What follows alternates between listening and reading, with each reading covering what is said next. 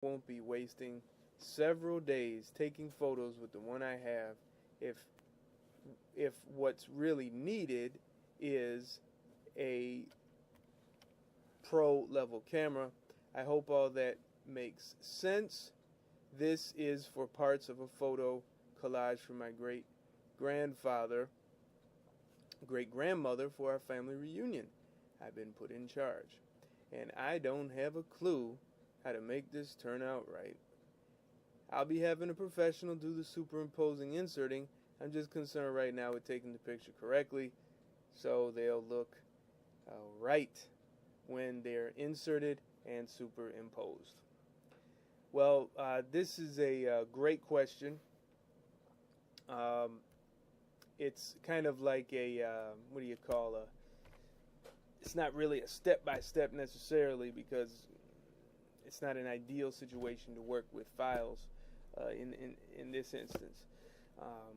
So some tips I suggested, and that is to make sure that the lighting used for the source image, that's the one that you want to take, that you want to use to superimpose onto other images, as you put it, make sure that the lighting used is similar to the lighting used in the image in which you're placing it. When I say the lighting, more specifically, I mean the direction of lighting. Because if, as you can see right here in the video, we have a light source right here in front of me.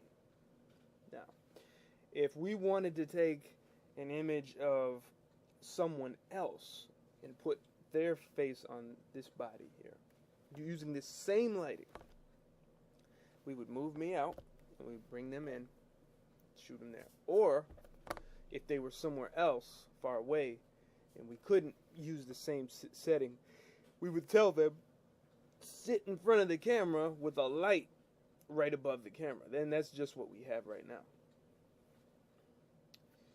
That's crucial, direction of lighting, because if the lighting is coming from the side or it's from behind, it's a dead giveaway. So, the lighting has to be crucial. And the also is something called element of focus. This is a photography term, and this also has to be similar. So if I have, okay, here's me right here, of course, or let's just look, right at the, the questioner here, and this kind of element of focus is pretty sharp in the faces. Okay, background is out of focus, and let's see if I can zoom in here a bit. Yeah, so the background is out of focus, and so the image that we use to put in there should be similar. And one way to achieve that with an image like this is, this was shot with a telephoto type lens, or if it's just one lens, it might have some type of autofocus, auto zoom function. But so the one you superimpose has to be similar. Now, if it was shot at a wide angle, as we had this one, the target image is at a wide angle, that's just not going to work. It's just going to look funny. So you got to maintain all those similar aspects. And once you have element of focus, you have lighting, and I could throw in some other things like grain or noise, color. Color helps to be similar. I mean, especially if one picture is color, the other's not, that can cause some issues. But if you have those things in line, the work is easy. It's very easy. And from there, you'll have the option to do selections or clone stamp, whatever you want to do to get the source image into the target image. And of course, in the Photo Restoration Foundations course, we actually take you through exercises to get that done properly. So I think that was an excellent question. I love questions like that because they seem simple, but in some ways they are complicated. Yet when you have someone with some experience to share with you information, I'm sure there's other people out there with more experience or different experiences that have something just as good or better, it makes the job a lot easier for the everyday person who doesn't work with pictures, full time as a photo retoucher, a graphic designer, or art director, that type.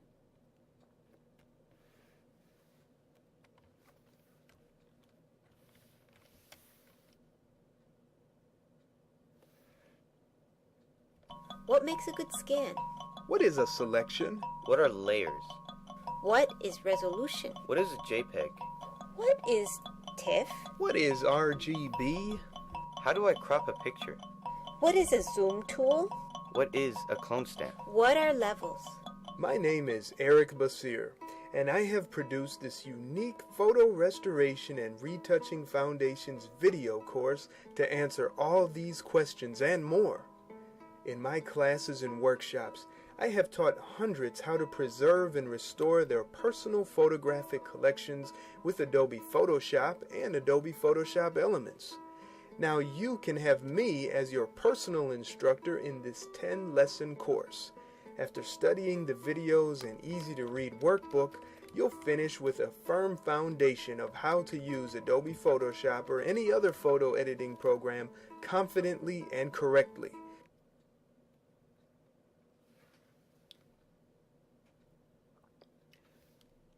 So, with the time that we have, I would encourage you to, if you're listening live, to just give me a call.